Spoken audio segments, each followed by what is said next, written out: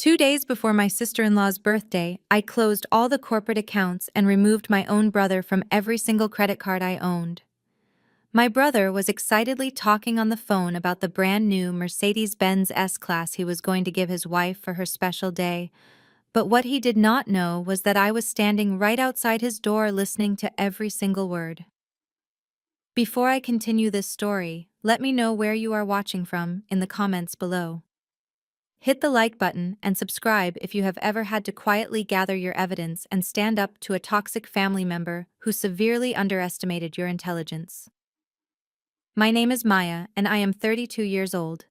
I am the founder and chief executive officer of a highly successful luxury brand management firm based in the heart of Atlanta. I built my company from the ground up, starting with nothing but a used laptop in a cramped studio apartment, while my family repeatedly told me I was making a mistake dropping out of medical school.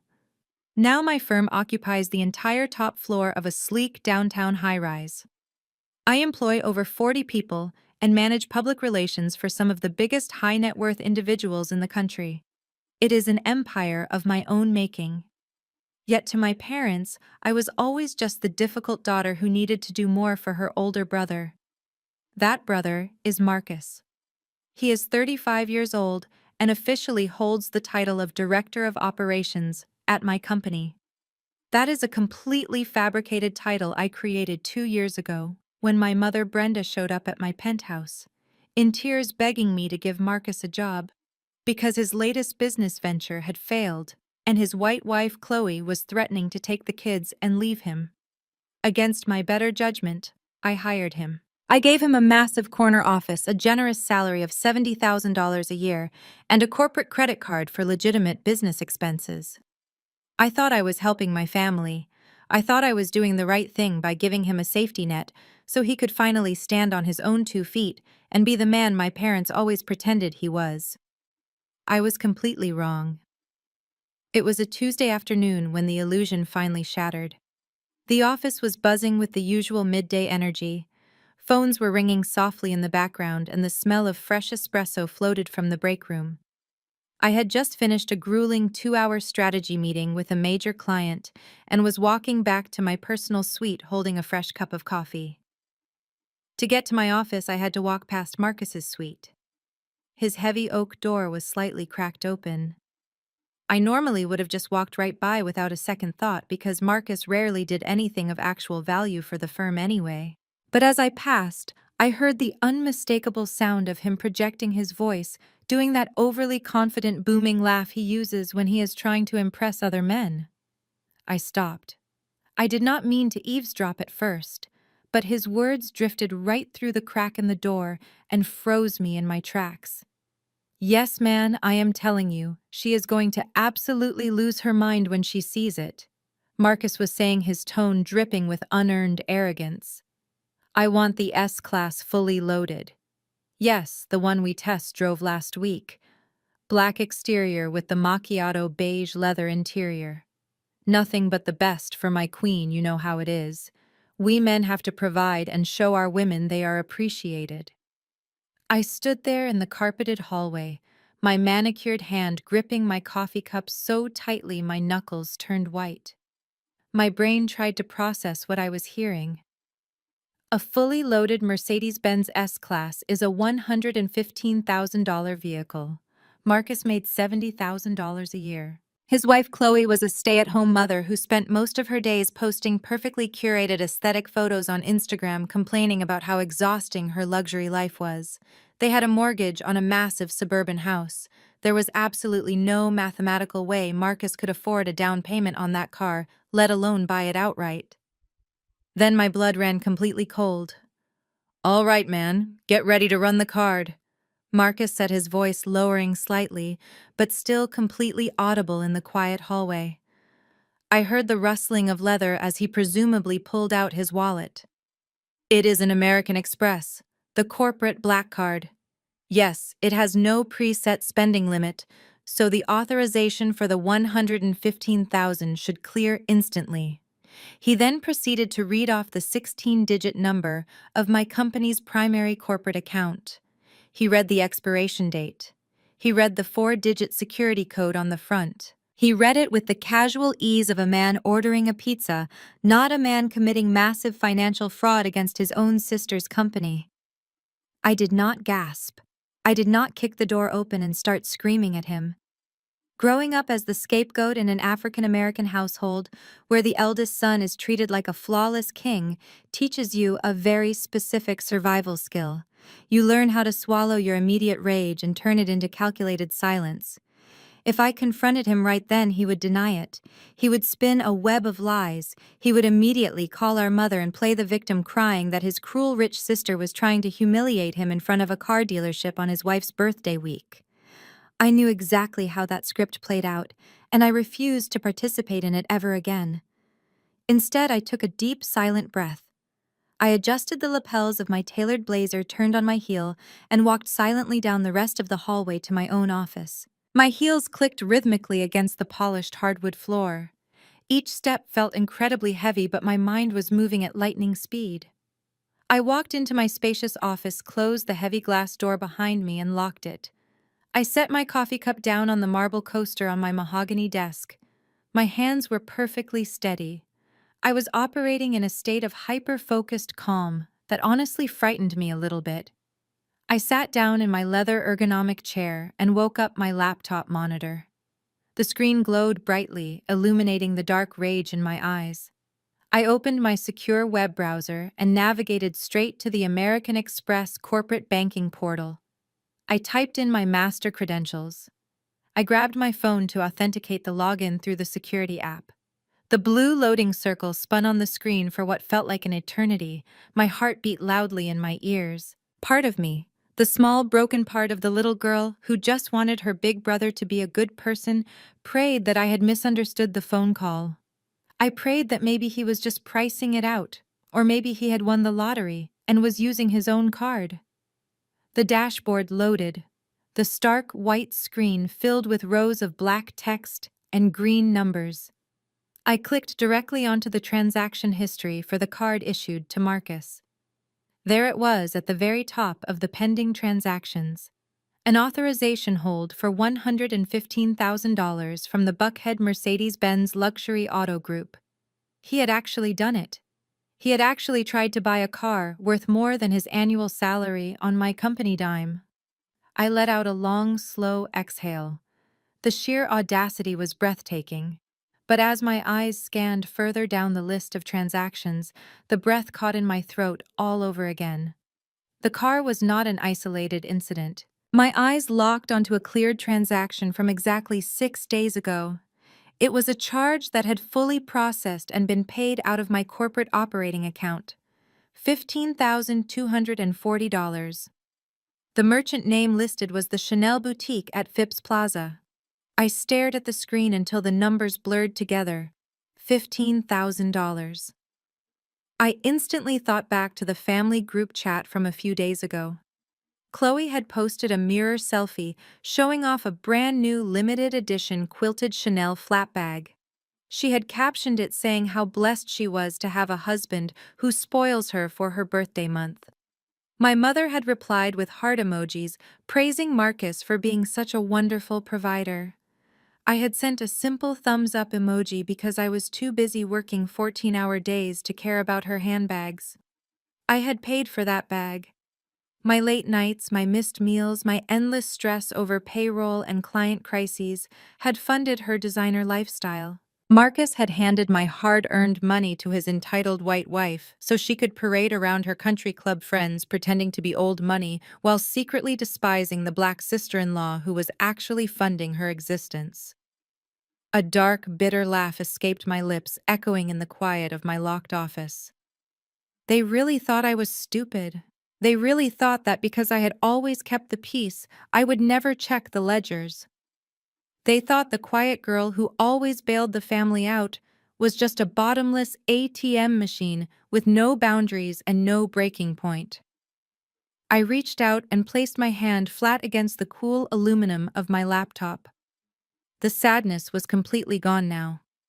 The betrayal had burned away, leaving nothing but a razor-sharp clarity. They wanted to play games with my livelihood. They wanted to use my empire to build a fake castle of their own. I clicked the tab labeled Account Management.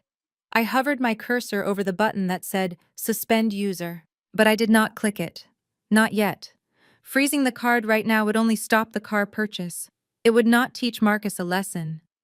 It would not expose the rot at the center of his marriage, and it certainly would not show my parents the true face of the golden boy they worshipped. If Marcus wanted to put on a show for Chloe's birthday, I was going to make sure it was the most unforgettable performance of his entire life. I closed the banking portal and opened a fresh, secure document. It was time to audit every single aspect of my brother's life and prepare a birthday present that none of them would ever forget. I pressed the silver button on my sleek desktop intercom. My assistant answered immediately. I told her to page Marcus and have him come to my office right away. I did not say please. I closed the audit document, leaving only a blank screen on my monitor, and folded my hands neatly on the cool marble surface of my desk. Less than 2 minutes later, my office door swung open. Marcus strolled in with the kind of unearned confidence that only the pampered golden child of a toxic family could possess. He was wearing a custom-tailored navy blue suit that I had paid for. His expensive leather shoes clicked against my hardwood floor as he made his way to the sitting area. He did not bother to ask why I had called him. He simply dropped his large frame into one of my white leather guest chairs, crossed his legs so his ankle rested on his knee, and casually checked his gold watch. "What is up, little sister?" he asked with a careless smirk. "Make it quick, please. I have a very important lunch meeting with the marketing team in 20 minutes. We are brainstorming the new quarterly rollout." I knew for a fact the marketing team was eating salads in the break room right now, and Marcus had zero input on the quarterly rollout. But I did not take the bait. I simply looked at him. I let the silence stretch. I watched the slight shift in his posture as the quiet in the room began to feel heavy. The smirk on his face faltered just a fraction of an inch before he masked it with a look of mild annoyance. I opened my top drawer, pulled out a single sheet of paper, and slid it across the smooth surface of my desk. It was a printed copy of the credit card statement highlighting the $15,240 transaction. "Explain this to me, Marcus," I said. My voice was dangerously calm. It did not waver. It did not rise. It was the exact tone I used when I was preparing to fire a negligent contractor. Marcus leaned forward and glanced at the paper. I watched his eyes track over the highlighted line. I waited for the panic. I expected a stammering apology or at least a frantic attempt to create a believable lie.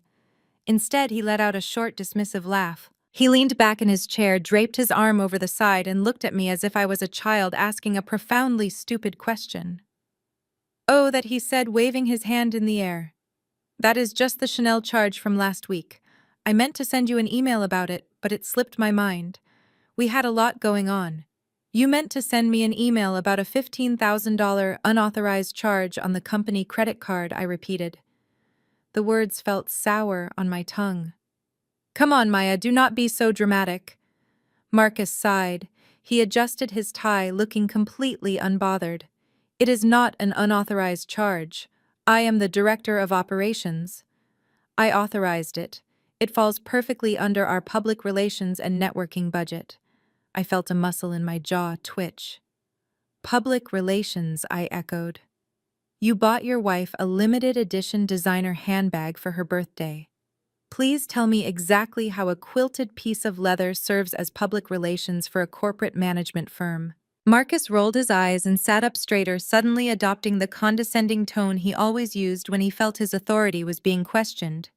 "This is exactly why you need me running the operational side of things, Maya. You are great at the paperwork, but you do not understand high-level networking." Chloe was invited to the annual spring gala at the Oak Ridge Country Club. Do you have any idea who attends that event? We are talking about the wives of real estate developers, tech executives, and hedge fund managers. The exact demographic we are trying to sign as clients this year. He leaned closer to my desk, pointing a finger at me, as if he were delivering a brilliant business lecture.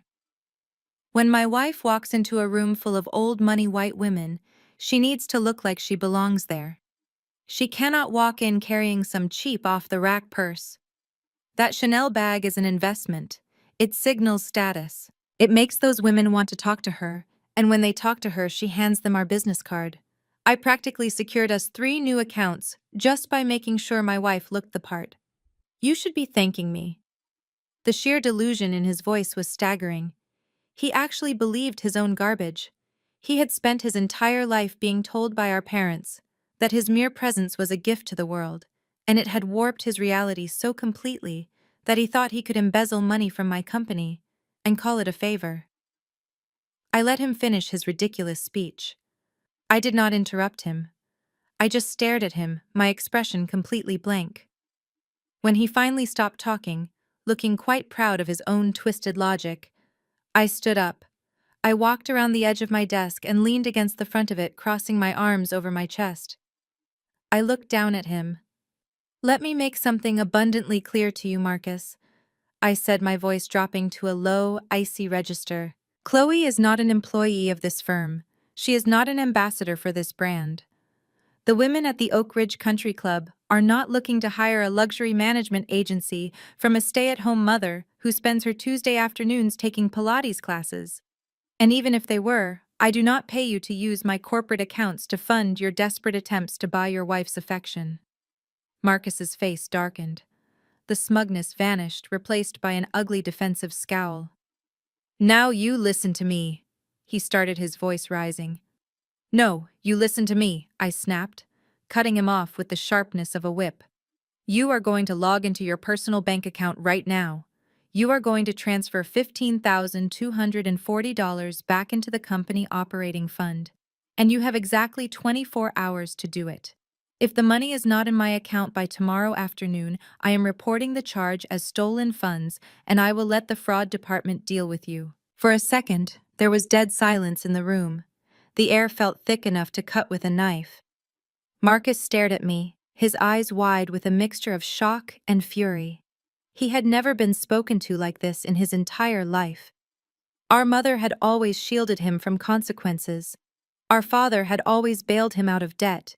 He had expected me to roll over just like they always did. Suddenly, Marcus slammed his large hands down hard on the arms of the white leather chair and pushed himself up. He towered over me, his face flushed with anger. "Are you out of your mind?" he shouted, his booming voice rattling the glass of my office door. "You are going to threaten your own flesh and blood over a drop in the bucket. You make millions of dollars a year, Maya. Millions. And you are going to sit here and try to ruin my life over a damn purse." I did not back away. I looked straight up into his angry eyes. "It is not about the purse, Marcus. It is about the fact that you are a thief. You stole from my business. I did not steal anything," he roared, stepping closer to me, trying to use his physical size to intimidate me. The way he always did when we were kids. But I was not a kid anymore. I am the director of this company. Our parents told you to give me this job so we could build family wealth together. This is family money, but you do not know anything about family, do you? He sneered at me, his upper lip curling in disgust. He was losing the professional argument, so he did what a narcissist always does when backed into a corner. He went for the personal attack. "That is what this is really about," he spat, pointing a thick finger an inch from my face. "You are not mad about a business expense. You are jealous. You have always been jealous of me and Chloe. You are 32 years old, sitting in this giant empty glass box all by yourself. You have no husband. You have no children. You spend every waking moment obsessing over this company because it is the only thing you have." He laughed, a cruel, harsh sound that echoed in the room. "You look at me and Chloe and it kills you. It absolutely kills you that I have a beautiful wife who loves me and a perfect family while you go home to an empty penthouse every single night. You are just a bitter, lonely woman trying to punish me because you are miserable in your own life." I stood perfectly still. The venom in his words was designed to break me down. It was the exact same narrative my mother had used against me for years. The idea that a black woman's success meant absolutely nothing if she was not serving a man. They truly believed my independence was a tragedy instead of a triumph. Marcus stood there breathing heavily, waiting for the tears. He waited for me to crumble and apologize. He waited for the emotional breakdown that would allow him to take control of the situation and walk out the door without paying me a single dime. But the tears did not come. Instead, I felt a cold, serene smile spread across my face. I looked at the man who shared my DNA, the man who had just insulted my entire existence to justify his theft. 24 hours, Marcus, I whispered softly. Not a minute more. Marcus glared at me, a vein throbbing in his forehead. He turned around, kicked the heavy oak door open, and stormed out of my office, letting the glass slam shut behind him. I watched him march down the hallway through the glass walls. He did not know that by attacking my personal life, he had just signed his own financial death warrant. I walked back to my desk and picked up the printed receipt. The 24-hour deadline was a test. I knew he did not have the money to pay me back, and I knew exactly who he was going to run to, crying about how unfairly I had treated him. I sat back in my chair and waited, because the real war was just about to begin. I did not have to wait long. Less than an hour after Marcus stormed out of my office, the heavy glass door swung open again. There was no knock. There was no polite request from my assistant on the intercom. There was only my mother Brenda marching into my private sanctuary like she owned the entire building. She was clutching her oversized designer purse like a weapon, and her face was pinched into a mask of righteous indignation. She had clearly been crying, though I knew from decades of experience that her tears were never born of genuine sadness. They were a tactical maneuver designed to manipulate the people around her. I did not stand up. I did not offer her a seat. I simply remained behind my desk and watched her pace back and forth across the expensive Persian rug. As she moved, the walls of my spacious office suddenly felt like they were slowly closing in on me. The bright afternoon sunlight streaming through the floor-to-ceiling windows seemed to dim. The air grew thick and heavy, with the suffocating weight of 32 years of emotional manipulation. Every time my mother entered a room, she brought a dark cloud of guilt and obligation with her, and today was certainly no exception. "What is wrong with you, Maya?" she demanded, her voice pitched high with manufactured outrage. She stopped pacing and glared at me across the mahogany desk. I was halfway across town having lunch with my friends when Marcus called me practically in tears. He told me you threatened to call the police on him. He told me you are trying to ruin his marriage right before his wife's birthday. Have you completely lost your mind?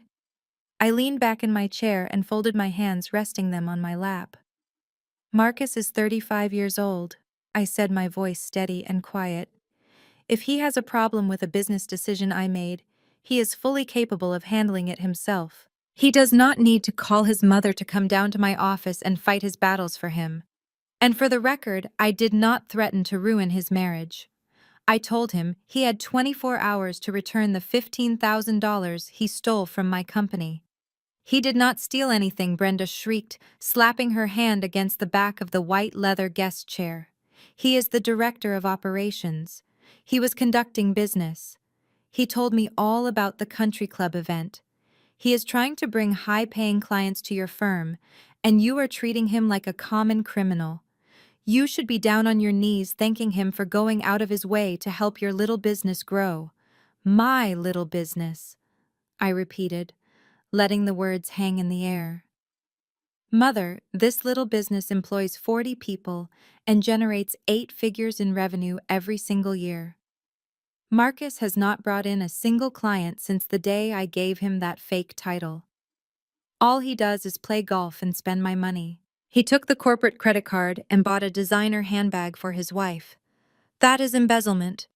Brenda threw her hands up in the air, completely dismissing the legal and ethical reality of the situation.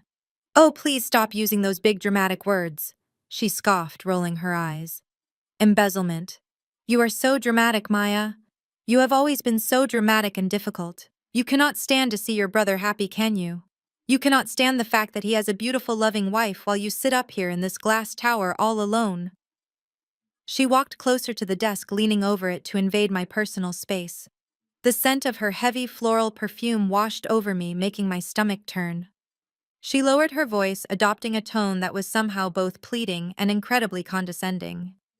"You need to look at the bigger picture, Maya," she said, her eyes wide with desperate conviction. "Chloe comes from a respectable white family. Her parents are well known in the suburbs. Marrying your brother was already an enormous upgrade for us. It elevated our entire family status. Do you have any idea how hard it is for a black man to be accepted into those circles? Chloe gave him that access. She gave him respectability. We have to show her that she is valued and appreciated in this family.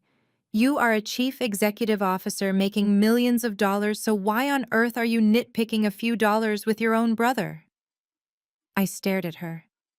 The sheer depth of her internalized inferiority complex was staggering. She truly believed that our worth as human beings was dictated by our proximity to a white family from the suburbs. She believed that Marcus marrying Chloe was some kind of grand achievement that required constant financial tribute to maintain. And worst of all, she believed that my hard-earned wealth was nothing more than a communal fund to subsidize her pathetic need for social validation. The silence in the room stretched out cold and sharp as a razor blade. I looked at the woman who had given birth to me. I thought about all the years I spent desperately trying to win her approval. I thought about the straight-A report cards that were ignored because Marcus had managed to scrape by with a C average. I thought about my college graduation, where she spent the entire ceremony complaining about the heat while bragging to the person next to her about Marcus's new entry-level job. I had spent my entire life starving for a fraction of the pride she showered freely on my brother. But looking at her right now, I did not feel starved anymore. I just felt completely, utterly done. I stood up slowly. I placed both of my hands flat on the desk and leaned forward, mirroring her posture but dominating the space with a quiet, terrifying authority. "Let me tell you exactly why I am nitpicking a few dollars," I said, my voice dropping to a harsh whisper that made her flinch. "When I was 24 years old, I was eating instant ramen noodles for dinner every single night. I was working 3 different side jobs just to keep the lights on in my first tiny office space. I pawned my only car. I mortgaged my entire savings. I risked everything I had to build this company from the ground up." I took a breath, holding her gaze captive. "Do you remember what you and Dad were doing while I was starving and building this empire? Do you remember what Marcus and his respectable white wife were doing?" Brenda opened her mouth to speak, but no sound came out. She took a small step back away from the desk. "I will tell you what you were doing," I continued, stepping around the desk to stand directly in front of her. "Marcus and Chloe were flying to Aspen for a luxury ski trip. And you and Dad were funding it.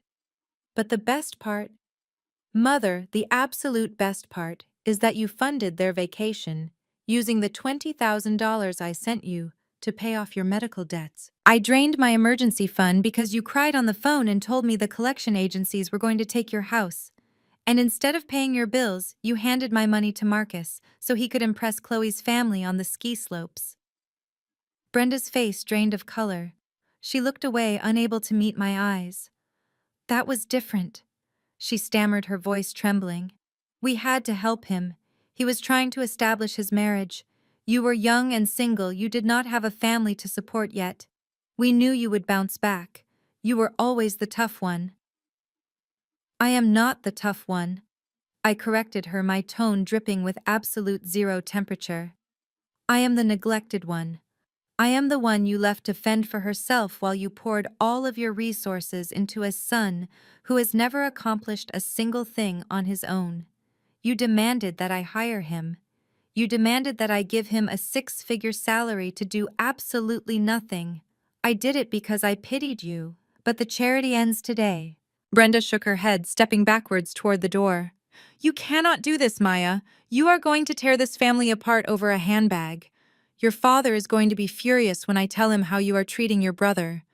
"You can tell Dad whatever you want," I said, crossing my arms over my chest. "But my ultimatum stands. Marcus has until tomorrow afternoon to put that $15,000 back into my operating account. If he does not, I am locking him out of the building, canceling all of his corporate access and reporting the theft. And no, Mother, I do not care if Chloe has to carry a canvas tote bag to the country club. I am not this family's ATM machine. Brenda grabbed the silver handle of the glass door. She looked at me with a mixture of fear and deep resentment.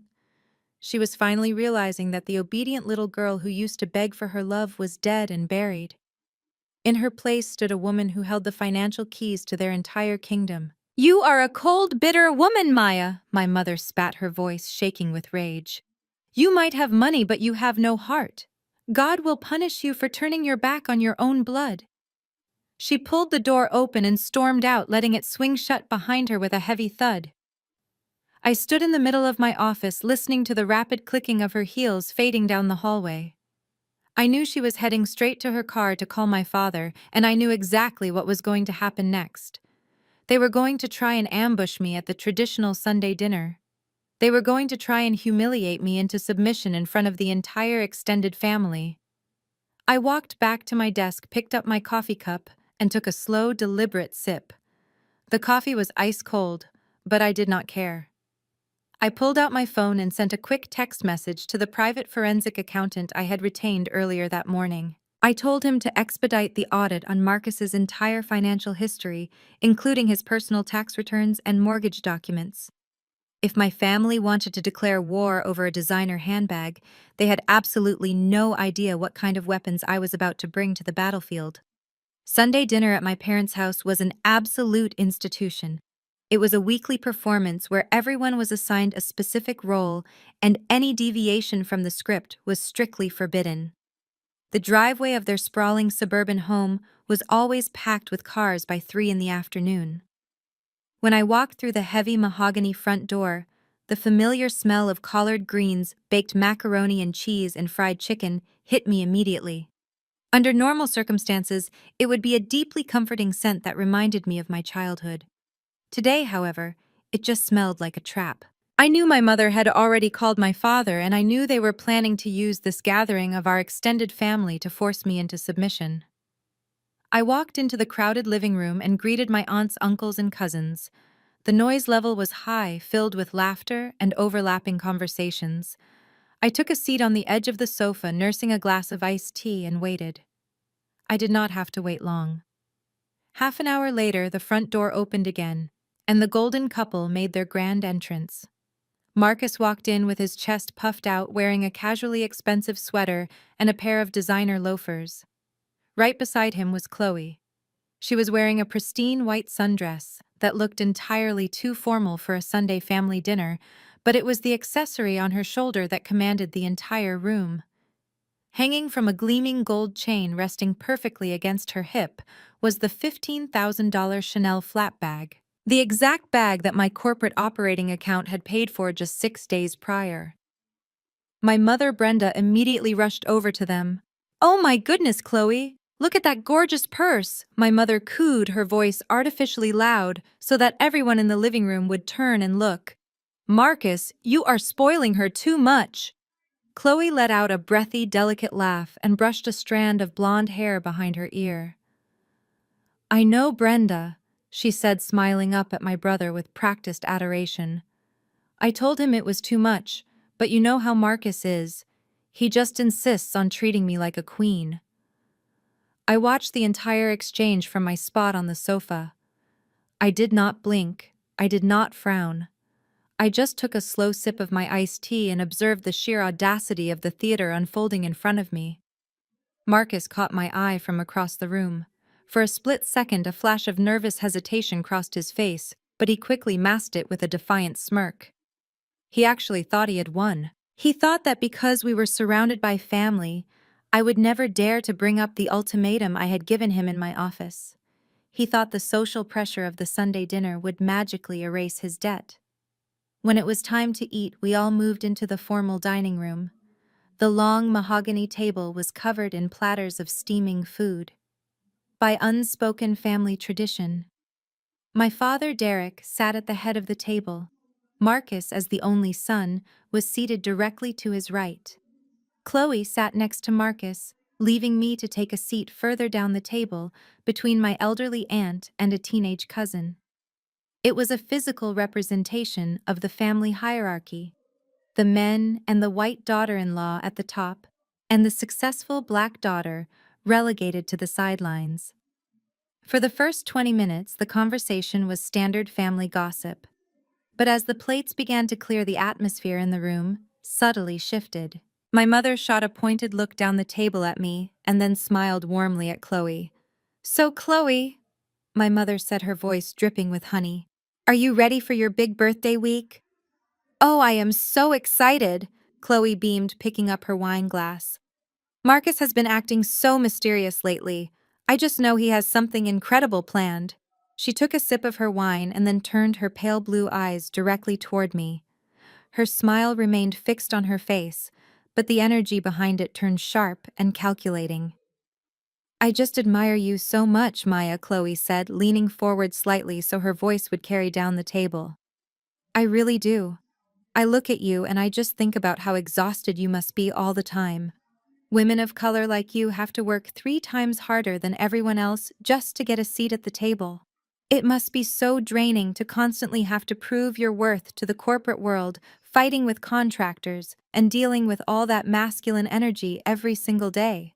The dining room went completely quiet. The forks stopped clinking against the porcelain plates. Everyone at the table recognized the insult wrapped meticulously inside the compliment. It was a textbook microaggression. Chloe sighed dramatically and placed a hand gracefully over her heart. "I am just so incredibly lucky," she continued, her voice soft and patronizing. "Unlike you, I have Marcus. He takes care of absolutely everything. I never have to worry about fighting for my place in the world because he provides it for me. I just get to be the woman of the family and focus on creating a beautiful, peaceful home for my husband. I honestly do not know how you survive being so alone all the time, Maya." My mother nodded vigorously in agreement, a smug look of satisfaction washing over her face. She was thrilled that Chloe was doing her dirty work for her. I set my fork down on my plate. The silence in the room was heavy, pregnant with anticipation. My cousins looked down at their laps, refusing to make eye contact. They were waiting for me to explode.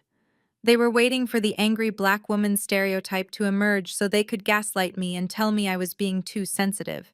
But I had spent years mastering my emotions in high-stakes boardrooms. Chloe was completely out of her depth. I picked up my cloth napkin, dabbed the corners of my mouth, and looked right back at her with a serene, effortless smile. "It is true, Chloe," I said, my voice perfectly modulated and calm. "I do work very hard. But the beautiful thing about building your own table from scratch is that you never have to ask anyone for permission to sit down. You never have to wait for a man to invite you into the room, and more importantly, you never have to live in fear that someone is going to take your chair away because they are tired of paying for it. I sleep wonderfully at night, knowing that my peace belongs entirely to me." Chloe's smile faltered. Her eyes darted nervously toward Marcus for a fraction of a second. She did not fully understand the threat hidden in my words, but she could feel the absolute authority behind them. Before Chloe could formulate a response, my father cleared his throat loudly. Derek was a man who demanded to be the center of attention, and he had absolutely no tolerance for seeing his son look weak.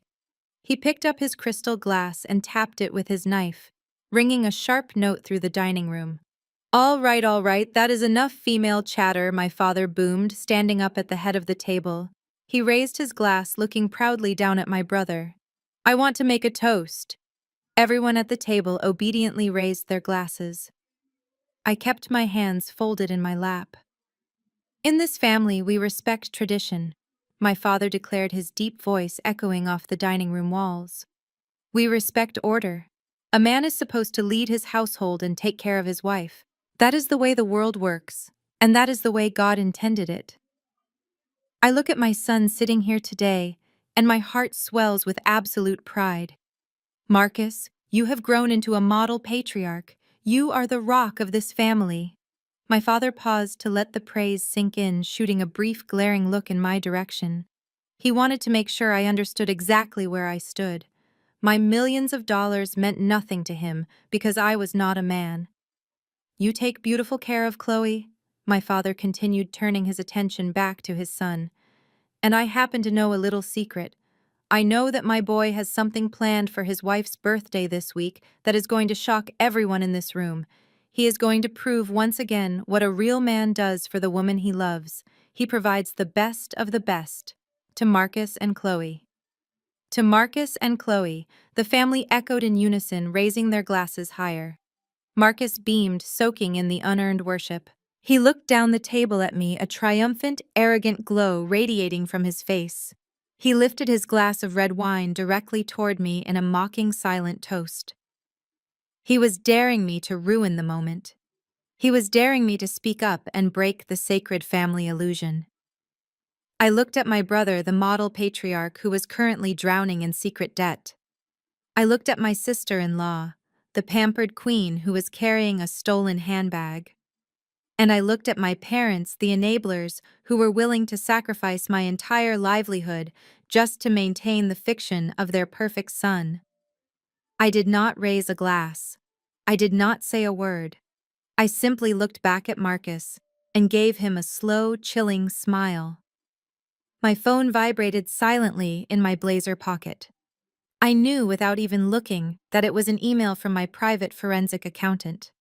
The audit was complete.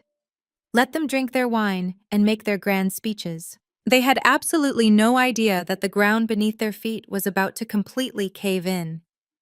The toast ended and the clinking of crystal glasses settled into a dull hum of family chatter. My father returned to his seat at the head of the table, looking immensely satisfied with his own speech. My brother Marcus took a large bite of his prime rib, looking like a king holding court. The email notification that had just vibrated in my pocket was only the preliminary check on our corporate accounts. But watching Marcus sit there bathed in my parents' blind adoration, I realized I needed to know exactly how far his arrogance extended. I decided to set a very simple trap right there over the mashed potatoes and gravy. I leaned forward slightly, resting my forearms on the edge of the mahogany table. Chloe, I said, my voice perfectly casual and pleasant, cutting through the ambient noise of the room. I meant to ask you, did the platinum card process smoothly for your birthday shopping this week? It was a completely fabricated question. There was no platinum corporate card. I only issued corporate black cards to my executive team and standard gold cards for the travel department. But Chloe, eager to show off her fabricated wealth in front of the extended family, did not hesitate for a single second. She dabbed her mouth with a cloth napkin and gave me a dazzling, artificially bright smile. Oh, perfectly, Maya, she chimed her voice, carrying down the table, ensuring everyone could hear her. Marcus is just so on top of things. In fact, he used it just this morning to renew our VIP membership at the Oak Ridge Golf Club. He even upgraded us to the elite tier so we can host private dinner parties on the terrace this summer. It is going to be absolutely perfect for entertaining his high net worth clients. She took a delicate sip of her red wine, completely oblivious to the massive financial bomb she had just detonated.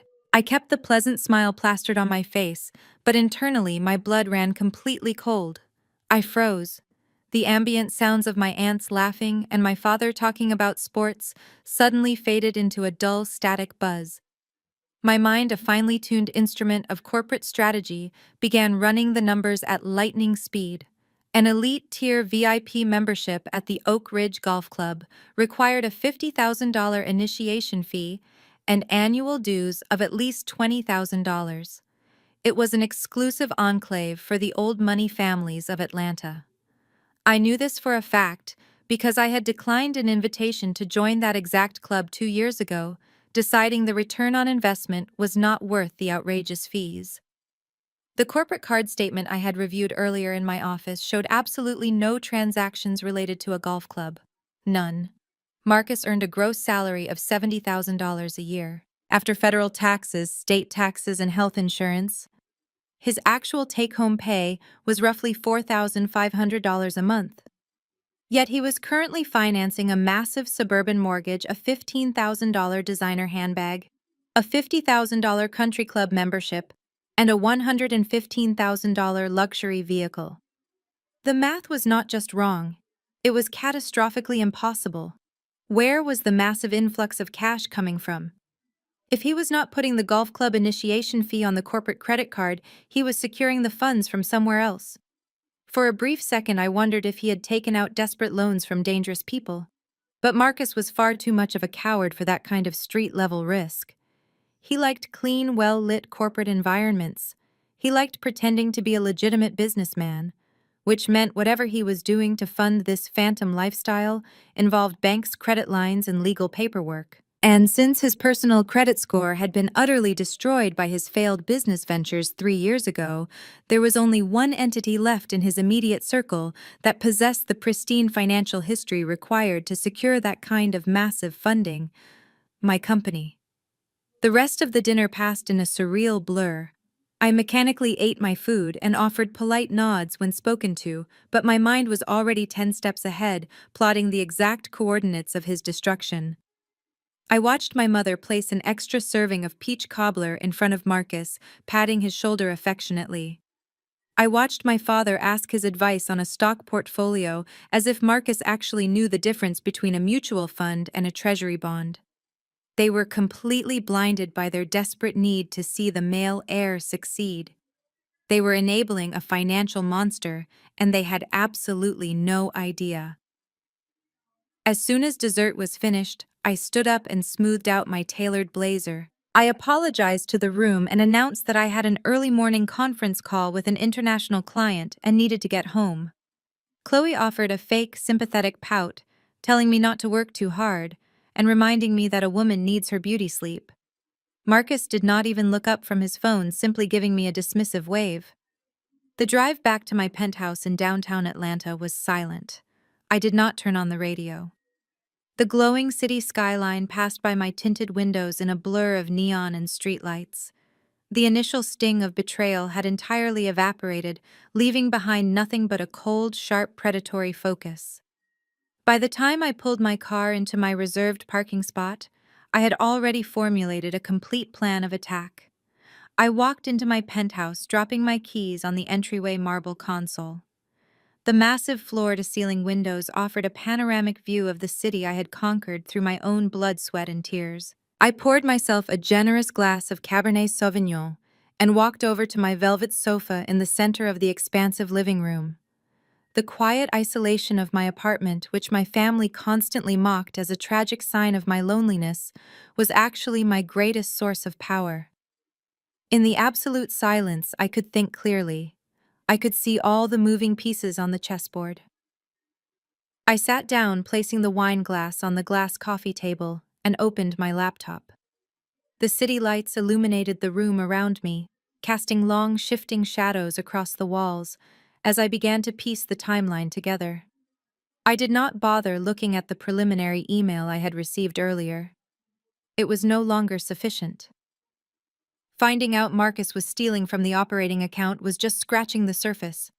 I needed to rip the entire floorboards up and expose the rotting foundation underneath. I opened my encrypted email client and drafted a high-priority message to David, my lead independent financial auditor.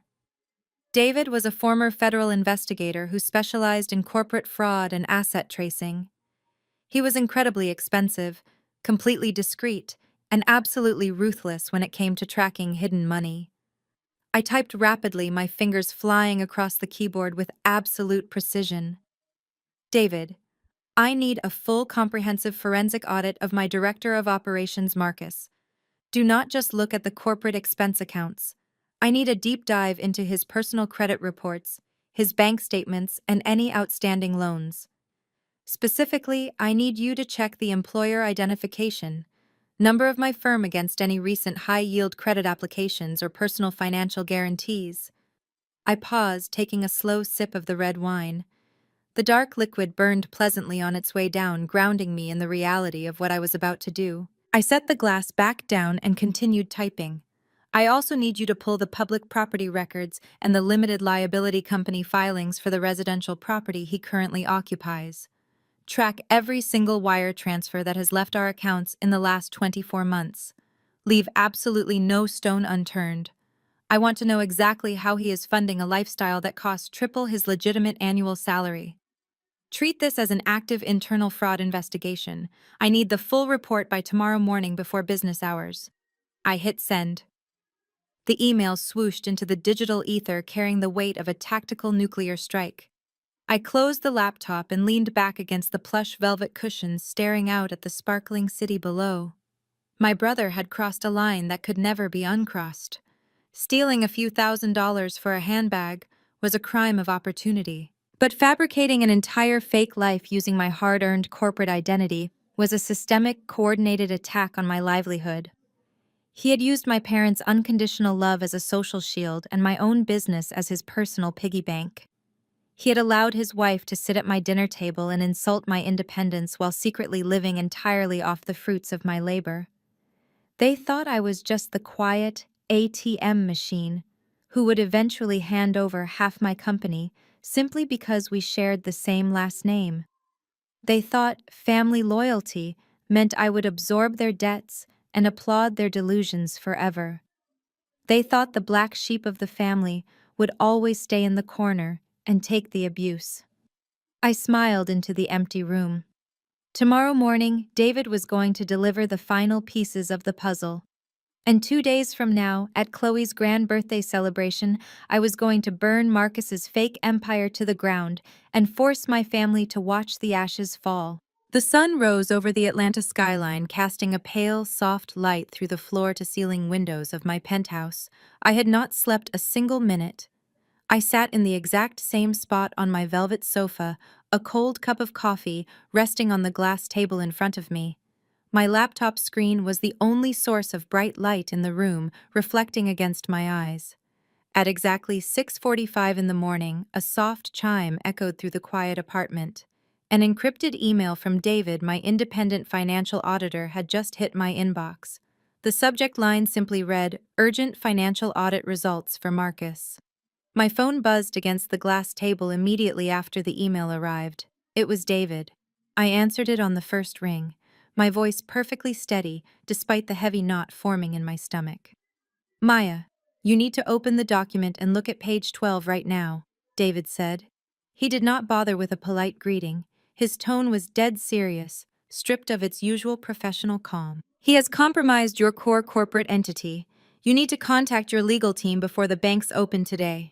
I put the phone on speaker, placed it on the table, and clicked the secure link in the email. I typed in my dual authentication password and watched as a 70-page PDF document populated on my screen. I bypassed the executive summary and scrolled directly to the 12th page. As my eyes scanned the dense blocks of financial data and scanned legal documents, the soft morning light in the room seemed to turn entirely freezing. The air in my lungs vanished. My gaze narrowed, sharpening into a cold and absolute focus. Marcus had not just been swiping a corporate credit card to buy expensive purses and golf club memberships. The reality of his betrayal was so much darker and far more sophisticated than a simple case of unauthorized spending. He had weaponized his title. When my mother stood in my living room 2 years ago crying and begging me to give Marcus the title of Director of Operations, she argued that he needed a respectable position to feel like a man. She said it would give him confidence. I had foolishly given him that title, thinking it was just empty words on a glossy business card to keep the peace in the family. But in the corporate financial world, a Director of Operations is a legally recognized executive officer. Marcus had taken that title and walked directly into a boutique commercial lending bank in downtown Atlanta.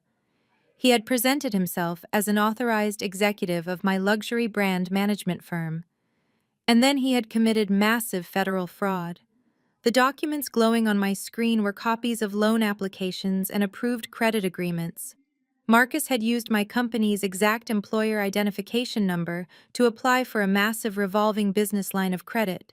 But he did not stop there. Because his own personal credit was completely ruined from his past business failures, he could not secure the loans on his own signature. He needed a guarantor with pristine financial health. So he had forged an internal corporate resolution, complete with a fabricated signature that vaguely resembled mine. He had officially claimed that my company was acting as the unconditional corporate guarantor for his private loans. I read the exact numbers on the screen and felt a sickening wave of nausea wash over me. $350,000. That was the maximum limit of the shadow credit line he had successfully opened 6 months ago. He had pledged the liquid assets of my company as collateral to fund his completely fabricated lifestyle. I clicked through the subsequent pages, tracing the agonizing digital trail of where my money had gone.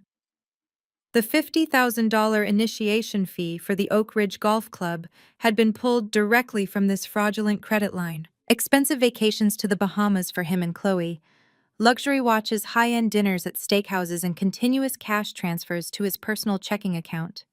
He was living like a multimillionaire on stolen, borrowed money, and he had tied the entire explosive debt directly to the neck of my business. The financial logic was absolutely terrifying and mathematically doomed. Marcus was earning a legitimate salary of $70,000 a year, but he was spending $30,000 to $40,000 a month. The shadow line of credit was rapidly drying up. He was currently carrying a balance of $290,000.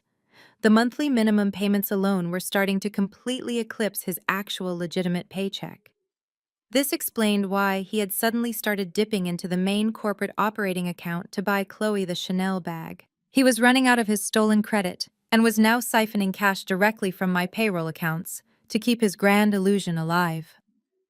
Maya, are you looking at the Uniform Commercial Code filings? David asked through the speakerphone, breaking my silence. I am looking at them, I whispered. My voice sounded foreign to me, hollow and metallic. I stared at a digital copy of his forged signature on a Uniform Commercial Code lien document.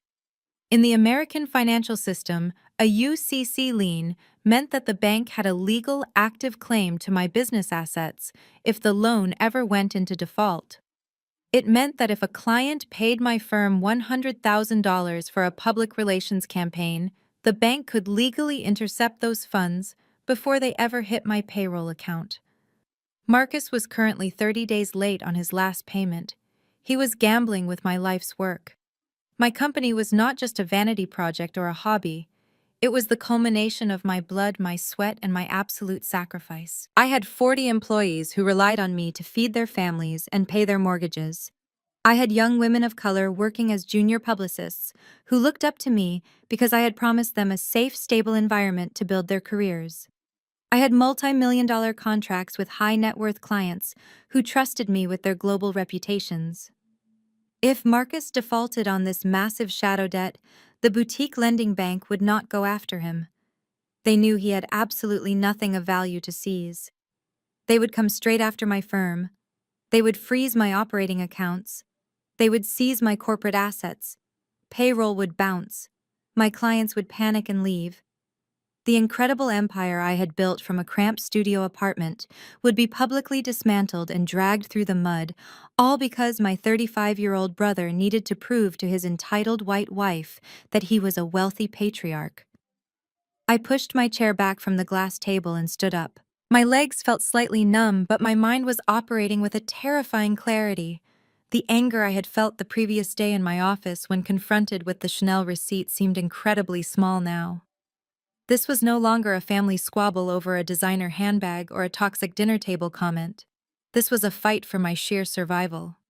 Marcus had essentially strapped a financial bomb to the foundation of my company and handed the detonator to a bank. I walked over to the windows and looked down at the streets of Atlanta waking up below me.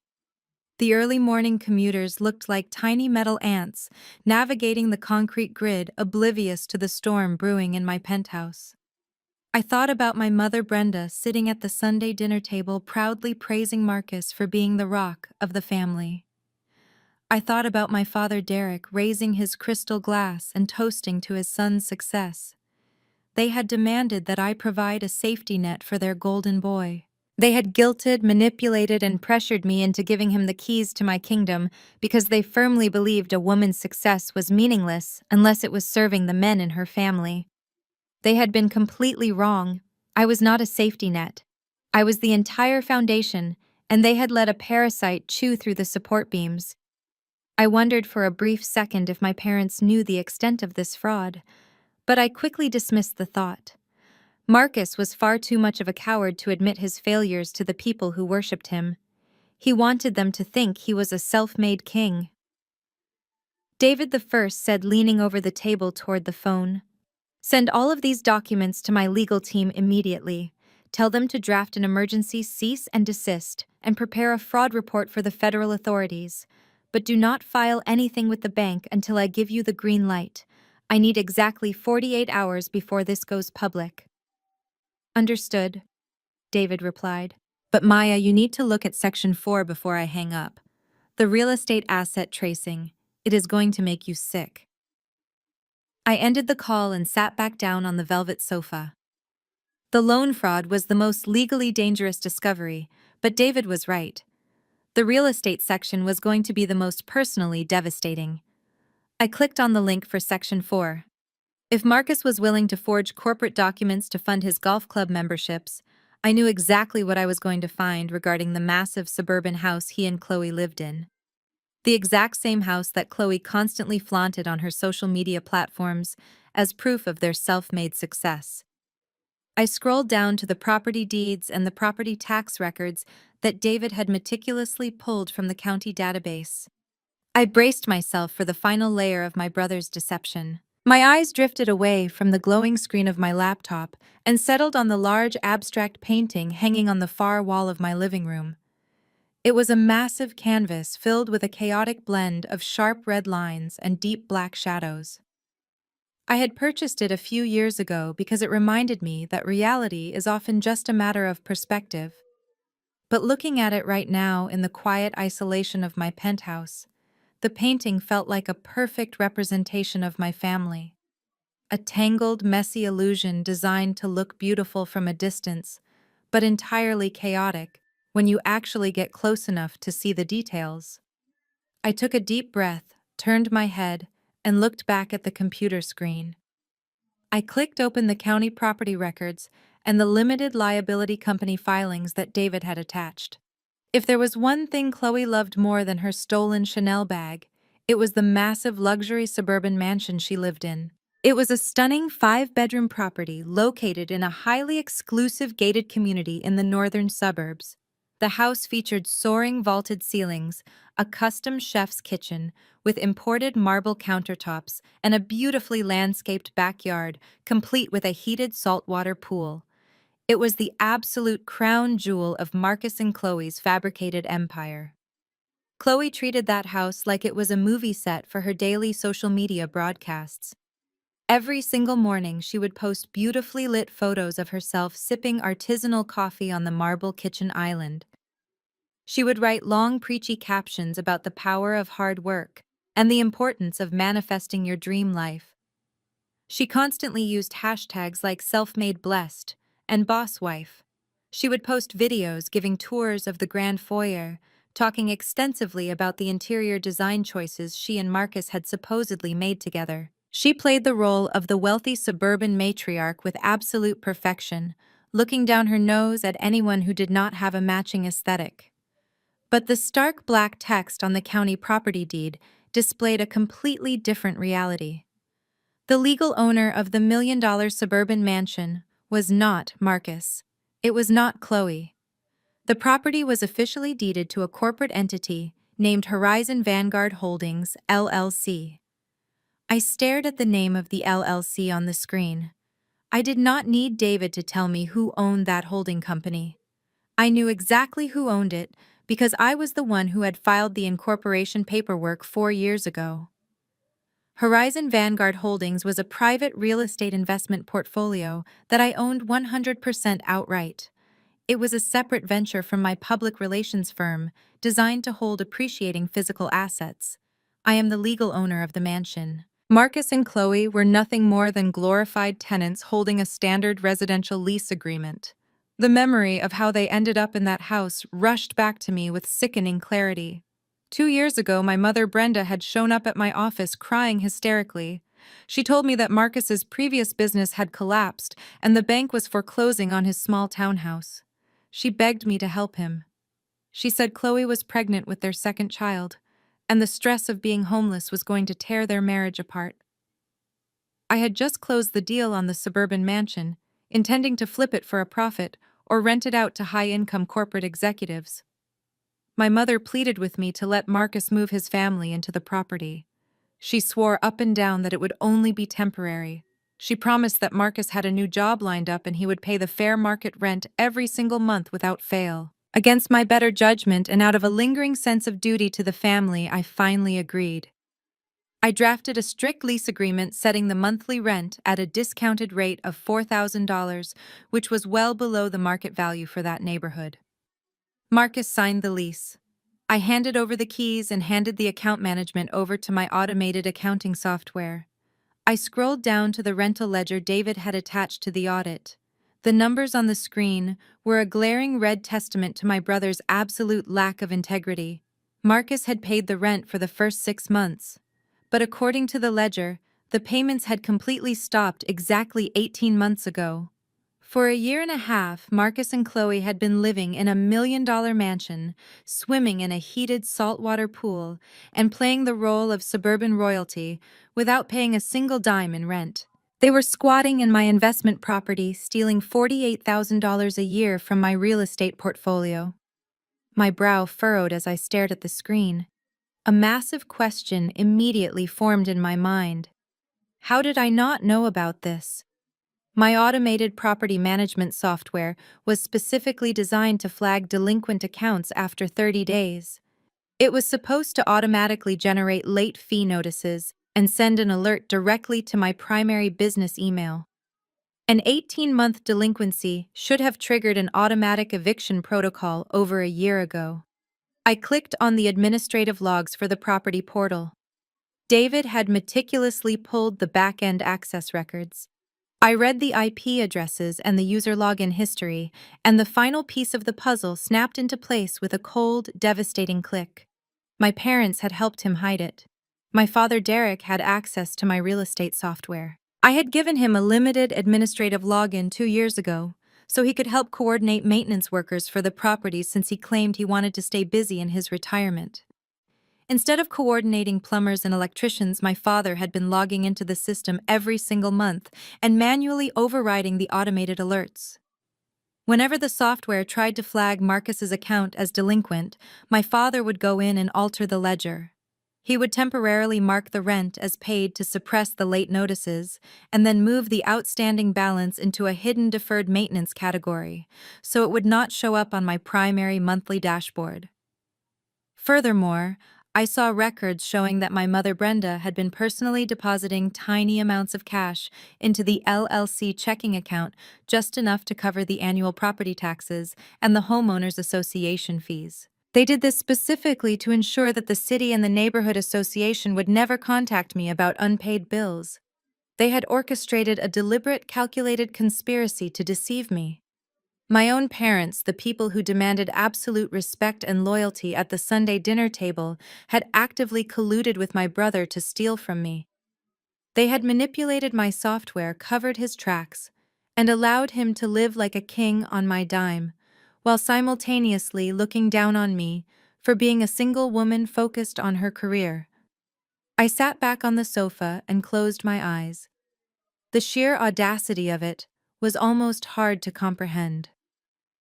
I thought about Chloe sitting at the dinner table just a few hours ago, clutching her stolen Chanel bag and telling me how she pitied me. I thought about her condescending tone as she bragged about how Marcus provided for her so perfectly. She had looked me dead in the eye and insulted my entire existence while literally living under a roof that I owned in a house that I paid for. She was playing house in a mansion built entirely by the blood and sweat of the black sister-in-law she secretly despised, and my father.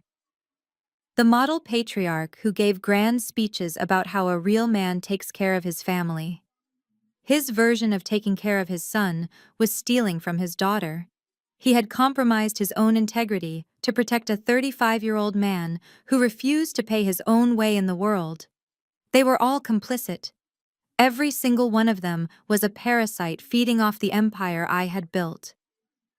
I opened my eyes, and the sadness was completely gone. The lingering sense of family obligation, the small voice in my head that had always urged me to be the bigger person, to keep the peace and to forgive, was permanently silenced. There was nothing left to salvage here. There was no misunderstanding to clear up, and no apology that could ever repair this level of calculated betrayal. They wanted to play corporate warfare. They wanted to use legal loopholes and fake titles to steal my money. It was time for me to show them exactly why I was the chief executive officer and they were nothing more than frauds.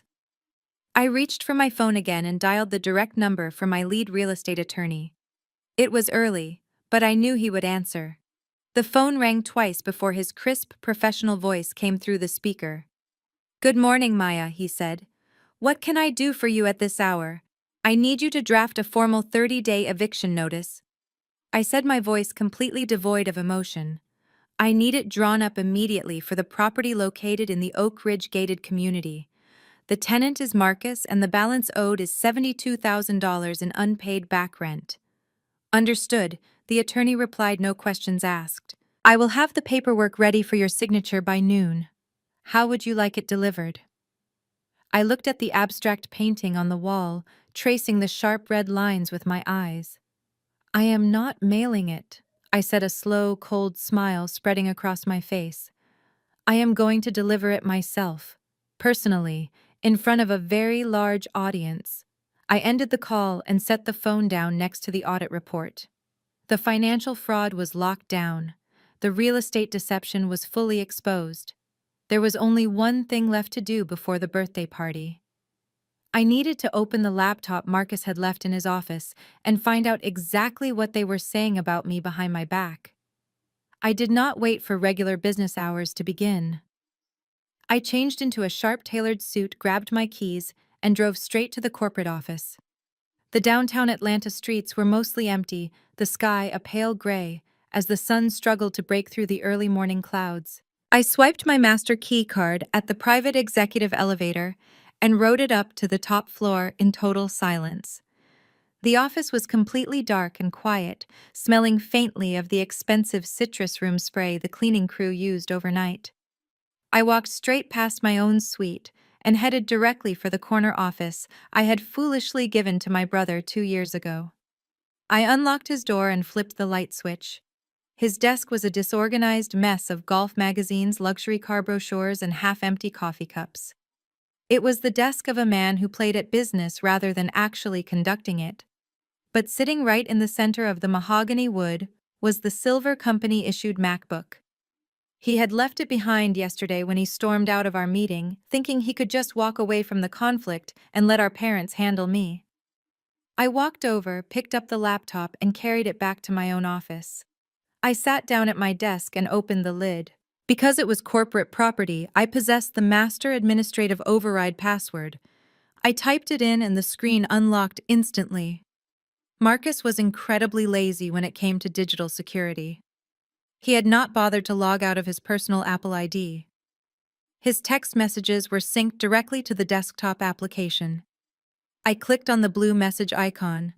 I did not have to search hard. Right at the top of his recent messages was an active group chat titled "The Real Family." The members of this chat were Marcus, Chloe, and my parents, Derek and Brenda. I was, of course, deliberately excluded. I scrolled up, reading through the casual daily exchanges. At first, it was just normal chatter about what to eat for dinner, or Chloe sending heavily filtered pictures of the kids. But as I scrolled back to the events of the previous day, the true nature of their dynamic revealed itself in stark digital text. The conversation picked up right after Marcus had left my office the day before. He had texted the group to complain about my ultimatum. He wrote, "Maya just threatened to call the cops over the Chanel bag. She is completely losing her mind. She gave me 24 hours to pay the money back." My mother, Brenda, was the first to reply. "Do not worry about her, baby. She is just acting out because she is lonely and miserable. I will go down to the office and put her in her place." Then Chloe chimed in. Her text messages were a masterclass in entitlement. "Honestly, Marcus, she is so ungrateful. You bring so much value to her little company by just being there to manage the masculine energy. She should be paying you double. Just let her throw her little tantrum." I kept scrolling, reading as they discussed the Sunday dinner we had just attended. They were actively mocking me while eating the food I had paid for. My father wrote, "Did you see her face when I made the toast to Marcus? She was fuming. It is good for her to remember who the man of the family is. A woman with money is still just a woman." But the message that made my blood freeze entirely came from Chloe. It was sent late last night, right after I had left the dinner and gone home to investigate their fraud. Chloe wrote, "Let the stupid black ATM machine grind herself to death at that office.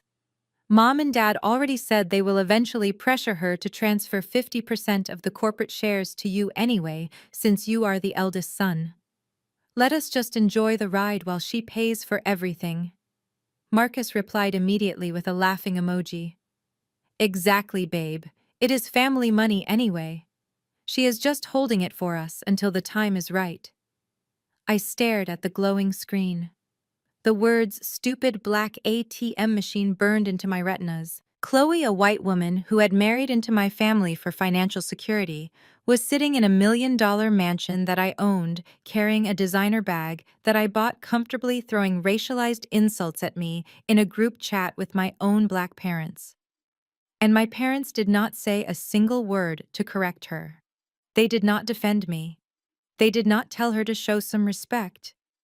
They simply agreed. They had completely sold me out, sacrificing their own daughter on the altar of their son's fragile ego. For my entire life, I had carried the heavy weight of the strong black woman stereotype. Society expects us to be the mules of the world, carrying the burdens of everyone around us, without ever asking for rest or grace. We are expected to fix the broken pieces, pay the debts, and swallow our trauma for the sake of keeping the community together. But to see that exact same toxic expectation weaponized by my own flesh and blood was a completely different kind of violence. They did not see me as a daughter, they did not see me as a sister, they did not even see me as a human being worthy of love or protection. I was just a piece of financial machinery to them.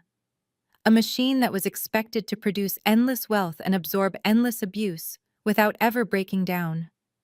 My own mother was secretly plotting a corporate coup. She wanted to strip me of the company I built from the ground up and hand the keys to a man who could not even manage his own personal checking account without committing federal fraud. The level of delusion required to believe they could legally force me to transfer 50% of my shares to Marcus was almost laughable. But the malicious intent behind the conversation was not funny at all. They wanted to enslave me to my own creation. I stood up from my desk. If there had been a camera in the room pointing up at me from the floor, it would have captured the exact moment the last shred of my empathy died. My posture straightened. My shoulders went back. I looked down at the screen with a gaze so cold it could have shattered glass. I did not shed a single tear. Crying requires a sense of loss.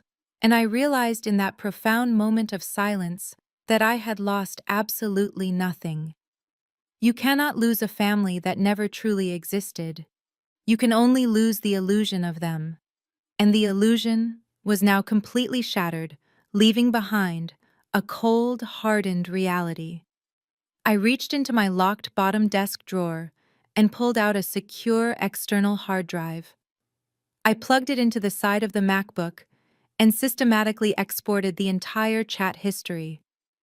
I saved the text messages, the audio notes, the pictures of Chloe posing in my house, and the laughing emojis they sent while discussing my eventual downfall.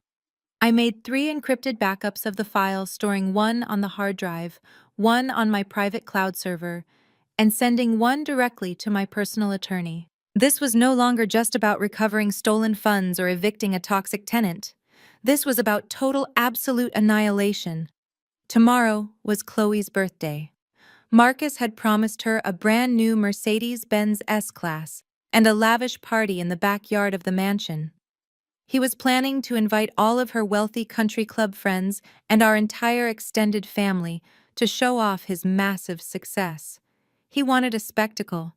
He wanted to stand in front of a crowd and play the generous, wealthy patriarch while secretly drowning in my company's credit. I was going to give him a spectacle. I picked up my desk phone and called the IT department head, who was just logging on for the early morning shift. I gave him a direct executive order. I told him to completely wipe Marcus's laptop to factory settings immediately. I then instructed him to revoke Marcus's access to every single company server, email account, internal database, and building keycard. From this exact moment on, Marcus was completely locked out of the empire. He would not even be able to open the front doors of the lobby. Then I called my executive assistant, who had just walked into the outer office. I told her to cancel all my meetings for the next 48 hours. I told her I had a very important family birthday party to plan and required complete, uninterrupted focus. I needed to coordinate the precise timing of the commercial lending bank, the luxury car dealership, the repo company, and the serving of the eviction papers. Every single piece of the trap had to snap shut at the exact same moment for maximum impact. I unplugged the external hard drive and slipped it carefully into my tailored jacket pocket. I looked around my beautiful, spacious office, the empire I had built with my own two hands. They thought they could use me. They thought I would just sit back and let them bleed me dry because we shared the same last name. I walked out of the office and let the heavy glass door shut behind me. The stupid black ATM machine was officially out of service, and the withdrawal fees I was about to charge them would absolutely bankrupt them for the rest of their natural lives. I had specifically instructed my IT director to stage the complete digital lockout to execute at exactly 5 o'clock that evening. I needed Marcus to have access to the building for just one more day. I knew the timeline of his deception intimately now. His shadow credit line was completely maxed out, and he was desperate. The luxury car dealership was not going to release a $115,000 vehicle without a fresh corporate financial guarantee signed directly by the chief executive officer. He could not forge this one on his own because the dealership required an original ink signature witnessed in person by a company representative. He had to come to me. He had no other choice. At 10 o'clock in the morning, exactly 2 days before Chloe's extravagant birthday party, the heavy glass door to my office slowly pushed open. Marcus walked in, and the transformation in his demeanor was absolutely staggering. The arrogant, aggressive man who had stood in my office shouting at me and insulting my independence just a few days ago was completely gone. In his place was the charming, smiling big brother role he had perfected over 3 decades. He was holding a tray with 2 cups of expensive artisan coffee from the cafe down the street. He looked relaxed, handsome, and entirely too pleased with himself. "Good morning, Maya," he said, his voice dripping with forced warmth. He walked over to my desk and carefully set my favorite oat milk latte down on a marble coaster. "I figured you were probably swamped with the quarterly reviews, so I wanted to bring you a little caffeine boost." I looked at the coffee cup and then slowly looked up at his face. The absolute sheer nerve of the man was breathtaking. He had just spent the previous night calling me a stupid black ATM machine in a group chat with our parents, and now he was standing in my office offering me a $6 coffee as if it would erase all his sins. "Thank you, Marcus," I said, my voice perfectly neutral. I kept my hands folded on my desk, making no move to touch the cup. He sat down in the white leather guest chair, crossing his legs and leaning back with a heavy theatrical sigh. "Look, I want to apologize for the other day." He began putting on his best performance of the mature older brother. "I got a little hot-headed about the Chanel bag. You were right to hold me accountable. I am going to transfer that money back into the operating account by Friday afternoon, I promise. I was just stressed about Chloe's birthday, and I took it out on you. We are family, and we should not be fighting over money." It was a brilliant lie. He knew he was never going to pay that money back. He was just trying to pacify me, smooth the waters, and lower my defenses so he could execute his final massive theft. "I appreciate you saying that, Marcus," I replied, offering him a small, tight smile. "I am glad we can be professional about this." He clapped his hands together, rubbing his palms as if he were just remembering a minor administrative detail. "Oh, actually, while I'm here," he said, reaching into his tailored jacket pocket, "I have a quick piece of paperwork for you to sign. The accounting department needs it finalized before the end of the week." He pulled out a sleek black leather portfolio folder and slid it across my desk. I opened the cover. The document inside was printed on standard legal paper. The first page was formatted to look exactly like an internal corporate tax proposal. It had our company logo at the top and a lot of dense, boring paragraphs about quarterly asset depreciation and equipment write-offs. It was designed to look like the kind of mind-numbing administrative paperwork a busy chief executive officer would just skim and sign without a second thought. But I was not a careless executive. I was a woman who had built an empire by reading the fine print. I turned to the second page. Hidden beneath a block of text regarding commercial transport logistics was the actual core of the document. It was a commercial auto loan guarantor agreement transferred directly from the financing department of the Buckhead Mercedes-Benz Luxury Auto Group. It explicitly stated that my luxury brand management firm would act as the unconditional primary financial guarantor for a $115,000 vehicle registered under the name of Marcus and Chloe. He was using my company as a co-signer. If he stopped making payments, which I knew for a fact he would do within 2 months, the dealership would not repossess the car. They would simply withdraw the monthly payments directly from my corporate payroll accounts. I kept my face completely blank. I did not gasp. I did not blink. I slowly turned to the third and final page where a yellow sticky note was pointing to a blank signature line labeled Chief Executive Officer Authorization. I looked up at Marcus. He was taking a sip of his coffee, trying to look completely unbothered, but I could see the faint bead of sweat forming at his temple. His right leg was bouncing slightly under the chair. He was terrified I was going to read it closely. "Just some internal tax restructuring," I asked lightly, running my finger along the edge of the paper. "Exactly," he said quickly, offering a dismissive wave. "Just updating the depreciation schedules for our commercial leases. The accountant said, if we get it signed today, we can maximize the write-off for the current quarter. You know how those finance guys are, always chasing a deadline." I looked back down at the paper. For a brief fleeting second, I thought about confronting him right then and there. I thought about throwing the paper in his face, showing him the audit, and watching his fake charm shatter into a million pieces. But that would be too easy. That would give him the opportunity to run back to our mother and spin a story about how I was being unreasonable and paranoid. I needed him to commit the act. I needed him to take this document, hand it to the dealership, and drive that car off the lot. I needed the fraud to be a fully executed reality before I dropped the hammer. I reached across my desk and picked up my heavy Mont Blanc fountain pen. I pulled the cap off and positioned the gold nib over the signature line. In the American commercial banking system, an executive signature is essentially a biometric lock. When I first incorporated my business, I had to go into the main branch of my commercial bank and fill out an official signature card. My legally authorized banking signature is a very precise, sweeping cursive script that I practiced for years. It is incredibly difficult to forge, and the bank rejects any major financial document that does not match it perfectly. I pressed the pen to the paper. But I did not use my official signature. Instead, I used my casual signature. The messy, blocky print that I only use to sign for grocery deliveries or casual mail packages. I intentionally misspelled my own middle initial, changing an A to an E. And right below the signature line where it asked for my official corporate title, I did not write Chief Executive Officer. I wrote General Manager, which was a title that did not even exist in my corporate registry.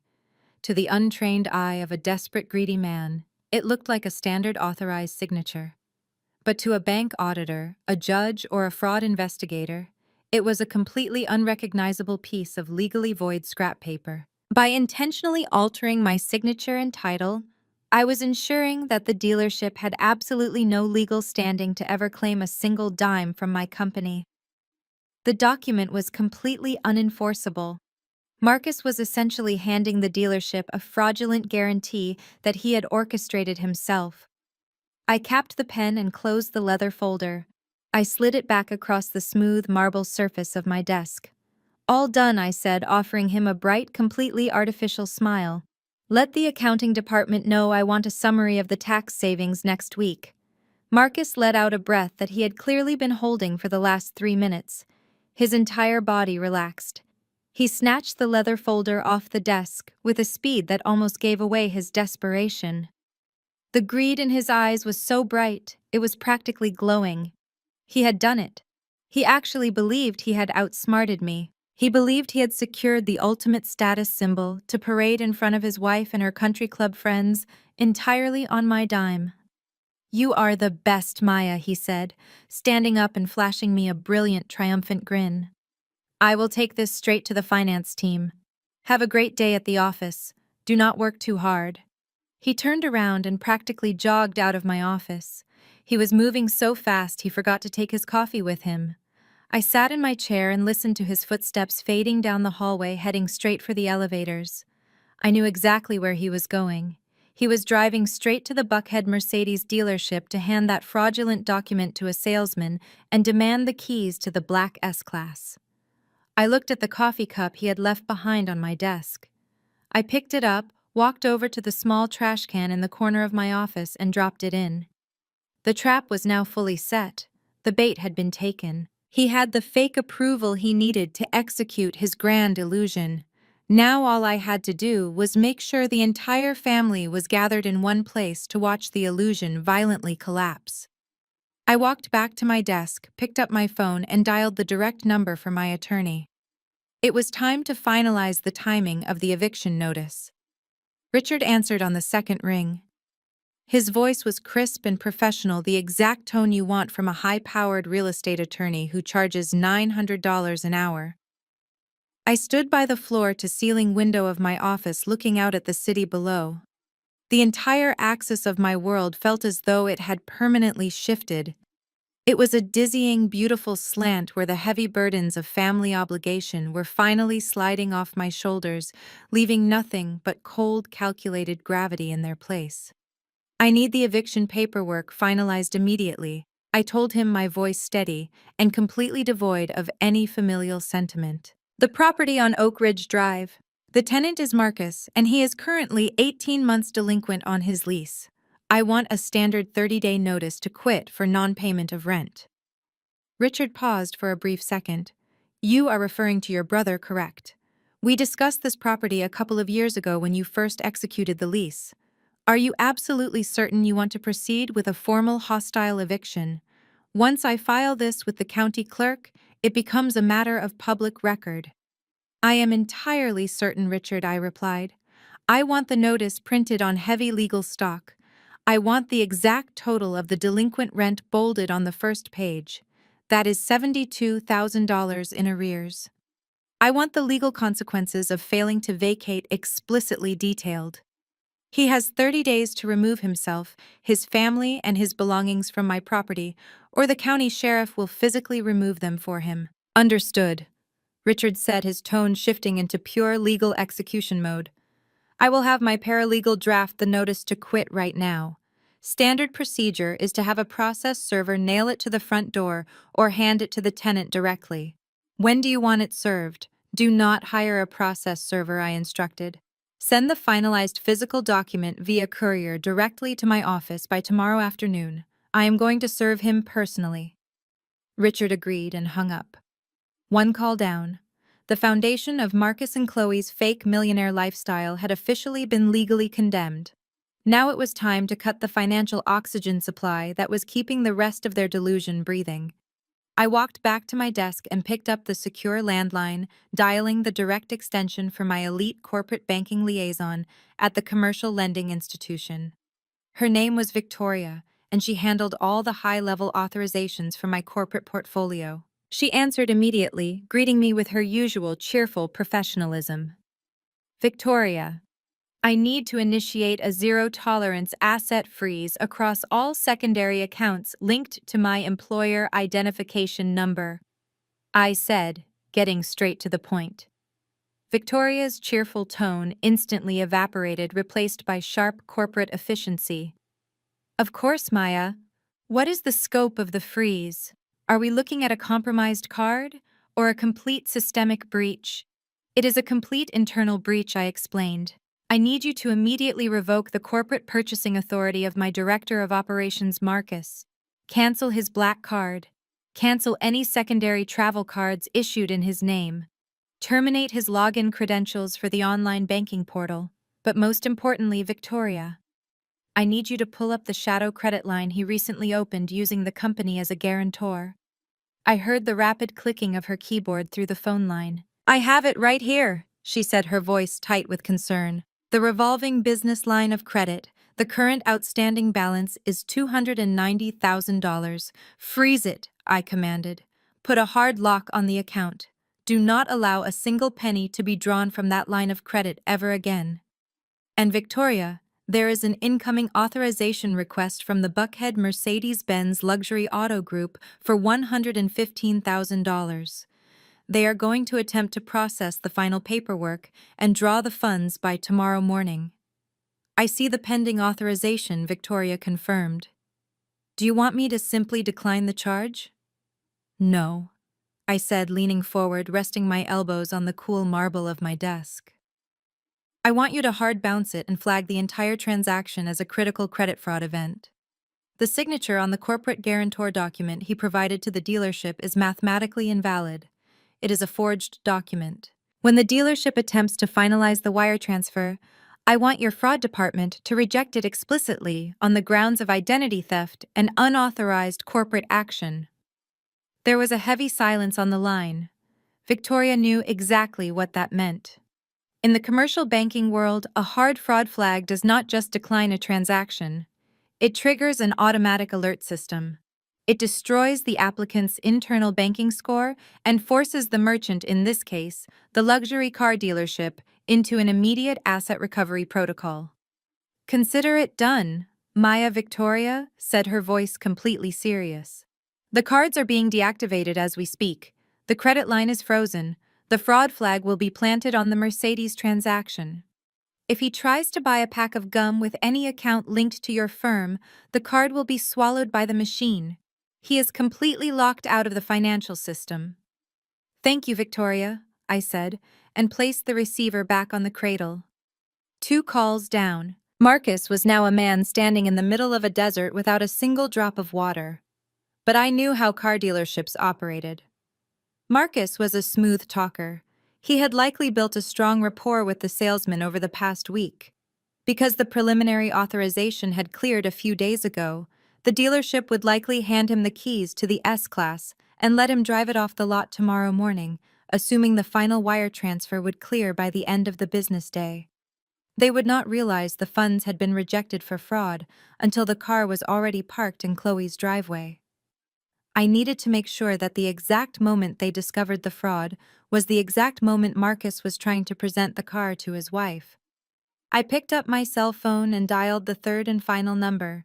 It was for Dominic, the owner of a premier high-end asset recovery firm in Atlanta. Dominic was not a standard repo man who towed broken-down sedans from apartment complexes. His company specialized in recovering exotic vehicles, yachts, and private aircraft for luxury dealerships and high-net-worth individuals. He operated with absolute precision. Maya. It is a pleasure, Dominic answered, his deep, gravelly voice carrying over the line. What kind of trouble are you dealing with today? I need a specialized recovery coordinated for tomorrow evening, Dominic, I said. A brand new, fully loaded black Mercedes-Benz S-Class. It is currently sitting at the Buckhead Auto Group lot. The target is my brother Marcus. Dominic chuckled softly. Family business is always the messiest. Does he own the vehicle? He is going to take possession of it tomorrow morning, I explained. But the financing is based on a completely fraudulent corporate guarantee. The commercial bank is going to hit the dealership with a hard fraud chargeback by tomorrow afternoon. The dealership is going to panic because a $115,000 asset will be sitting entirely unsecured in my brother's possession. I need you to reach out to your contacts in the finance department at that specific dealership. Tell them you have inside intelligence on the location of the fraudulently acquired vehicle and offer to execute the recovery on their behalf. I can absolutely do that, Dominic said. My firm does contract work for that specific auto group all the time. The general manager knows me well. If I tell him the financing fell through due to a forged guarantor document, he will authorize a repo order immediately to minimize his liability. Where is the vehicle going to be located? It will be parked in the circular driveway of the property on Oak Ridge Drive, I told him. He is presenting it as a surprise birthday gift to his wife. The party starts at 6 o'clock tomorrow evening. I want your recovery truck parked 2 blocks away out of sight. I will text you the exact moment he walks her out to the driveway to show her the car. When you get my signal, I want you to roll in, hook the vehicle up, and repossess it in front of every single guest in attendance. That is incredibly cold. Maya Dominic laughed, a sound of genuine professional respect. I love it. We will use the heavy-duty flatbed with the hydraulic lift. It is fast, clean, and impossible to ignore. I will coordinate with the dealership in the morning and have my best driver stationed in the neighborhood by 5:30 tomorrow. I will cover your premium fee plus a massive bonus for the precise timing I promised. Just make sure your driver does not hesitate. When the signal is given, he moves. You have my word, Dominic said, and the line disconnected. I slowly lowered my phone and set it flat on the desk. The holy trinity of revenge was now fully established. The legal eviction, the financial annihilation, and the public repossession. The world of Marcus and Chloe was currently spinning perfectly on its axis, completely unaware that I had just fundamentally destroyed the gravitational pull keeping them in orbit. I walked over to the small private bathroom attached to my office. I turned on the gold faucet and splashed cold water onto my face. I looked up at my reflection in the illuminated mirror. My dark eyes were clear, my posture unbroken. For the first time in my entire adult life, I did not feel the crushing weight of trying to be the perfect daughter. I did not feel the exhausting need to overcompensate for my brother's endless failures. I was no longer the scapegoat, and I was no longer the silent bankroller of their suburban fantasies. I dried my face with a hand towel and walked back into the main office. I had 48 hours of normal business operations to conduct. I had clients to manage and a marketing team to direct. I was going to sit in this building and run my multi-million-dollar empire with absolute perfect focus, while Marcus blindly marched toward his own execution. He thought he had won. He thought he had outsmarted the stupid black ATM machine. But he had absolutely no idea that the machine had just grown teeth and it was about to bite the hand that had been bleeding it dry for years. The countdown to Chloe's birthday had officially begun. Friday evening arrived with the heavy, stifling heat that was entirely typical of an Atlanta summer, but the exclusive gated community of Oak Ridge remained perfectly manicured and unnervingly serene. I did not park my car in the circular driveway with the rest of the arriving guests. Instead, I parked a full block away from the mansion. I wanted to walk up to the property. I wanted to feel the solid concrete of the neighborhood streets and the crunch of the gravel beneath my expensive heels. As I approached the sprawling wrought iron gates of the estate, I could already hear the soft, elegant notes of a live string quartet drifting through the warm evening air. Marcus and Chloe had spared absolutely no expense for this grand charade. Massive white canvas event tents were erected across the pristine back lawn. Waiters in crisp black vests and white gloves circulated effortlessly among the guests, carrying silver trays loaded with crystal champagne flutes, Wagyu beef sliders, and tiny porcelain spoons holding truffled caviar. It was a scene ripped straight from the glossy pages of a high society lifestyle magazine. And I knew with absolute mathematical certainty that every single dollar funding this lavish display of wealth had been bled directly from the veins of my own corporate accounts. I walked through the massive double doors of the grand foyer, moving with the quiet, calculated grace of a predator, stepping into a pen full of entirely oblivious sheep. I was not wearing a floral sundress or a pastel cocktail gown like the other women in attendance. I wore a tailored charcoal gray power suit with a plunging neckline and sharp emerald accents. It was the armor of a chief executive officer. I accepted a glass of champagne from a passing waiter and stepped out onto the expansive back patio. If there were a camera following me, it would be slightly unsteady, capturing the dizzying, sickening opulence of the party from my cold perspective. I stood near the edge of the patio and scanned the crowd, observing the distinct social divide that Chloe had meticulously orchestrated. On the left side of the lawn, near the lavish open bar, and the ice sculptures were Chloe's country club friends. They were wealthy white women dripping in diamonds, accompanied by their hedge fund husbands, who stood around smoking expensive cigars and laughing loudly. On the right side of the patio, sitting at the less decorated tables near the buffet line, were my relatives. Marcus's aunts, uncles, and cousins were clustered together, clearly feeling slightly out of place. Chloe was practically ignoring her black in-laws, offering them nothing more than tight, obligatory smiles before rushing back to hold court with her elite friends. Chloe was wearing a floor-length pearl-white silk gown that clung to her frame, making her look like a modern-day bridal queen holding an audience. When she finally spotted me standing by the stone columns, her pale eyes flashed with a momentary spark of annoyance. But she was a master of public relations in her own twisted way. She quickly plastered on her trademark bright artificial smile and glided over to me, her silk dress rustling softly against the patio stones. "Maya, you made it," she cooed, leaning in for a dramatic air kiss that I did not return. "I am so glad you decided to take a break from working yourself to the bone. You really need to learn how to relax and enjoy the fruits of a good family life. It is not healthy for a woman to be so obsessed with paperwork all the time." I took a slow, deliberate sip of my champagne. The bubbles popped sharply against my tongue. "Happy birthday, Chloe," I said, my voice smooth and perfectly flat. "Your home looks absolutely beautiful tonight." She beamed, completely missing the deliberate, dangerous emphasis I had placed on the word your. "Thank you," she sighed, placing a delicate hand over her collarbone. "Marcus and I just have such a specific vision for this property. It takes an incredible amount of work to maintain this level of perfection, but my husband always makes sure I have exactly what I need to host properly."